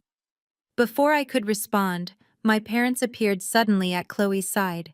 My mother, Brenda, immediately linked arms with her blonde daughter-in-law, presenting a united front. She shot me a warning glare, her eyes narrow and filled with preemptive hostility.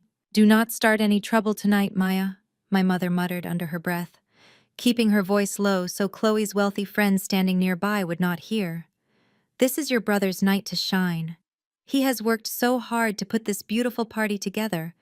Look at how happy he makes his wife. You could learn a thing or two from him about how to treat family." My father, Derek, stepped up beside my mother, puffing his chest out proudly.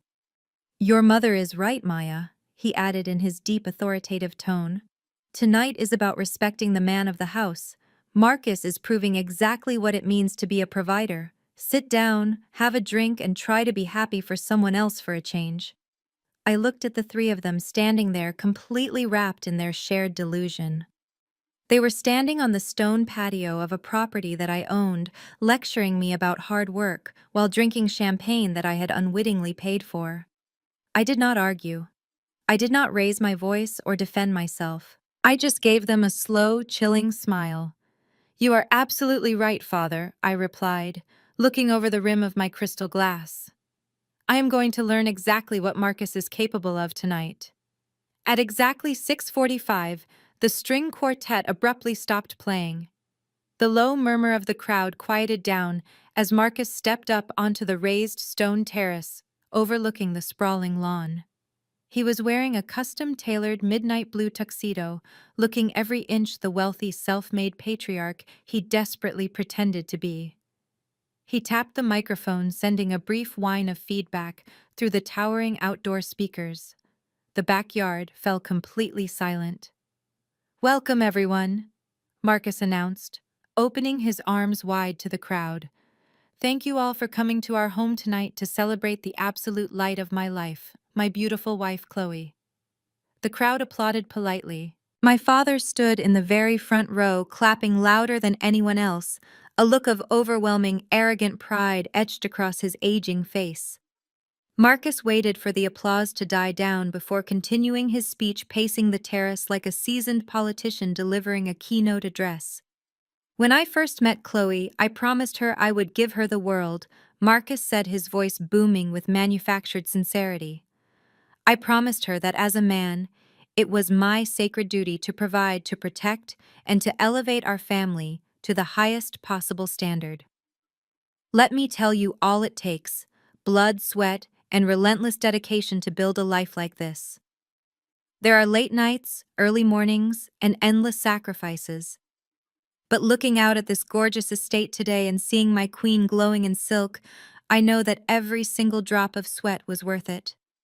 The sheer staggering hypocrisy of his words made my stomach turn. He was standing on my terrace taking full public credit for my blood, my sweat, and my relentless dedication. He had stolen my corporate identity to fund his ego, and now he was preaching to a crowd about his own hard work. But I remained perfectly still. I stood near the edge of the patio, holding my glass and waiting for the final act of his play. And now Marcus said, his voice rising in a dramatic crescendo as he pointed toward the front of the house. I have one final surprise for my wife. Chloe, baby, please come up here with me. Chloe let out a breathy, theatrical gasp and practically floated up the stone steps, placing both hands over her mouth. She played the role of the overwhelmed, spoiled wife to absolute perfection.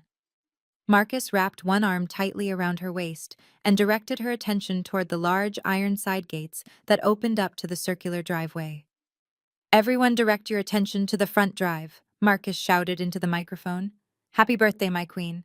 On cue, a hired valet stepped forward and pulled away a massive silver silk car cover. The prize was finally revealed.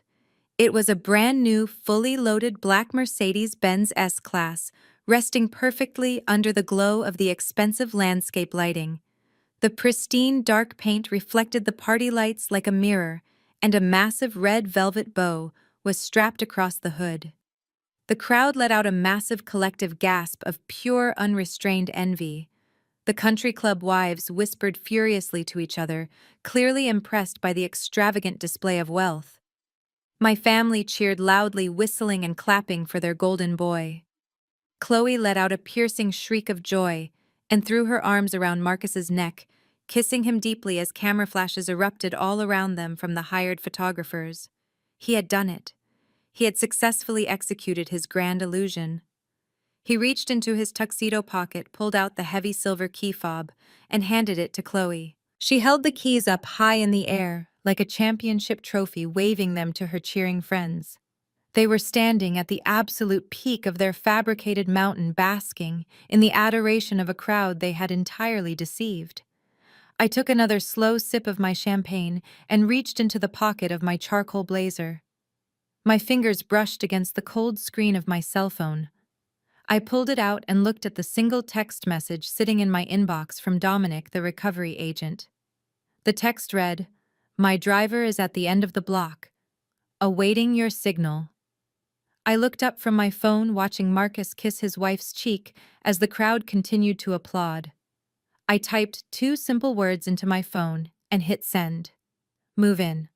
Chloe handed her sparkling clutch to a friend and posed dramatically next to the driver's side door. She told her friend to make sure the angle caught the red velvet bow and the mansion in the background for her Instagram feed. She reached out her manicured hand, her fingers lightly grazing the sleek black handle of the car door. She never actually got to open it. A loud, piercing siren suddenly shattered the elegant atmosphere. The heavy, aggressive roar of a diesel engine overpowered the polite applause and the soft string music. The massive iron gates at the end of the driveway were pushed entirely open as a heavy-duty commercial flatbed tow truck rumbled onto the pristine circular driveway. Its bright amber emergency lights flashed wildly, casting harsh yellow shadows across the faces of the terrified guests. If a camera had been focused on my face in that exact moment, it would have zoomed in instantly to capture the slow, chilling half-smile that spread across my lips. The tow truck screeched to a halt mere feet away from the Mercedes. The doors swung open and two men stepped out. One was a burly driver wearing a high-visibility vest. The other was a man wearing a sharp gray suit who I immediately recognized as the general manager of the Buckhead Mercedes-Benz dealership. He looked absolutely furious. Marcus froze. His confident posture completely dissolved. "Hey, what is going on here?" he shouted, his voice cracking slightly as he rushed down the steps. "This is private property." The general manager completely ignored him. He marched directly up to Marcus and snatched the silver key fob right out of his trembling hand. Marcus stumbled backward in shock. The manager then walked up the stone steps onto the terrace and grabbed the microphone from the stand. He did not care about the wealthy guests, the champagne, or the birthday balloons. He only cared about his missing inventory and protecting his dealership. "Marcus, you are completely out of your mind," the manager announced, his angry voice amplified through the towering outdoor speakers for every single person to hear. "The $115,000 transaction for this vehicle has just been flagged by the commercial bank as severe credit fraud. The corporate accounts you provided are completely frozen, and the corporate guarantor signature was rejected as a blatant forgery." The entire crowd gasped. A collective shockwave rippled through the audience. The wealthy country club wives covered their mouths, their eyes wide with absolute horror. "We are repossessing this vehicle immediately," the manager barked into the microphone. "And you are incredibly lucky I am not bringing the police with me tonight to press formal charges for wire fraud. Do not ever step foot on my lot again." He dropped the microphone. It hit the stone terrace with a loud, heavy thud that echoed across the dead, silent lawn. He tossed the keys to the tow truck driver, who immediately began hooking the pristine Mercedes to the loud hydraulic lift. Chloe stood frozen by the car, her hands still suspended in the empty air, the color completely drained from her face. Her perfect pearl-white silk gown suddenly looked like a tragic, pathetic costume. She looked frantically at her elite friends, who were already whispering furiously to one another, physically stepping back from her to distance themselves from the scandal. It was the ultimate absolute humiliation playing out under the bright party lights. The heavy chains of the tow truck clanked loudly against the metal frame of the Mercedes. That metallic sound finally snapped Marcus out of his paralyzed state. His eyes darted wildly around the lawn before locking directly onto me, standing calmly by the patio columns. Panic completely consumed his face. He scrambled up the stone steps, abandoning his wife, and rushed toward me. He reached out and grabbed my arm, his fingers digging into the sleeve of my blazer. "Maya, please," he begged, his voice a desperate, pathetic whisper. "You have to call the bank. You have to fix this right now. Tell them it is a mistake. Unlock the cards." "Maya, please, you are embarrassing me in front of everyone." I looked down at his hand gripping my arm. I did not flinch. I simply ripped my arm away from his grasp with such force that he stumbled backward. I did not say a single word to him. Instead, I walked right past him and stepped up onto the raised stone terrace. I picked up the microphone the general manager had dropped on the floor. I pulled my cell phone from my pocket and held it up for the entire crowd to see. "My brother is very concerned about being embarrassed," I announced into the microphone, my voice echoing over the hum of the tow truck engine. "He wants to know why his corporate credit cards are frozen. Let me read you a text message sent by his beautiful wife Chloe just 2 nights ago in a private group chat with my parents." The lawn was so quiet, you could hear the wind rustling through the oak trees. I looked directly at Chloe, who was trembling by the driveway. I read her exact words into the microphone. "Let the stupid black ATM machine grind herself to death. Mom and Dad said they will pressure her to transfer 50% of the corporate shares to you anyway.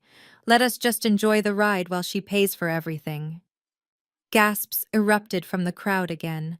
Chloe covered her face with her hands, letting out a loud sob of pure shame. My parents stood frozen in the crowd, their mouths hanging open, completely exposed for the enablers they were. But I was not finished. I reached inside my tailored blazer and pulled out the thick legal envelope I had received from my attorney earlier that afternoon. I walked to the edge of the terrace and threw it violently at Marcus. The heavy envelope struck him in the chest and dropped to the stone patio right at his feet. "You want to play the wealthy patriarch, Marcus?" I asked, my voice ringing with absolute authority. "Then you can start paying for your own life. That envelope contains a formal legal notice. This $1 million mansion you love showing off does not belong to you. It belongs to my real estate holding company. You are nothing but a tenant, and you have not paid rent in 18 months.